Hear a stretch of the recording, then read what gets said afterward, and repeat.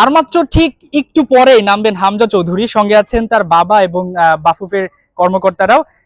অনেকবার তো বাংলাদেশে এসেছেন, এবার ছেলেকে বরণ করে নিতে এসেছেন, এই ব্যাপারটা কেমন লাগছে বাবা হিসেবে? মানে প্রকাশ করার মতো না, এত ভালো লাগতেছে, এত আনন্দ লাগতেছে আর কি।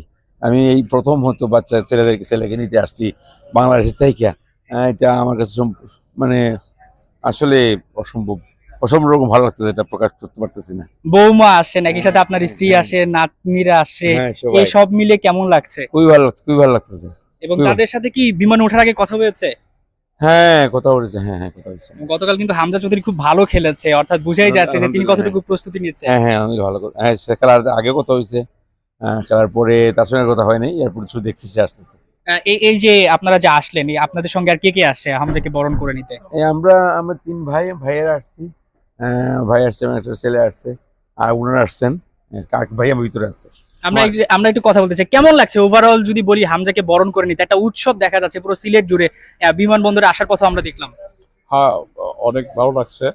সকালে ঘুম থেকে ওঠার পরে দেখি সবাই হামজা হামজা, চতুর্দিকে পুরো সিলেট আমাদেরকে ঢাকার থেকে ফোন দিচ্ছে, ফ্লাইট কখন কখন নামবে।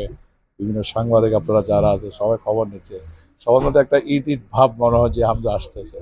তো এই হামজাকে আকর্ষণ করে আমাদের ফুটবলটার মধ্যে একবার বিশাল একটা আলোড়ন সৃষ্টি হয়েছে, যে ফুটবলের জাগরণটা মনে হয় যে আবার নতুন করে আসতেছে। এটা আমাদের জন্য অনেক ভালো লাগছে। নতুন একটা দিনের শুরু হচ্ছে। আরেকটু যদি বলি, এই কয়দিনে যে পরিমাণে ফোন পেয়েছেন, এর আগে কি কখনো এমনটা হয়েছে? না না না, ফোন পেয়েছি তো বিরক্তি হয়ে যাচ্ছে, এখন তো ফোন পেয়েছি বেশি হয়ে গেছে।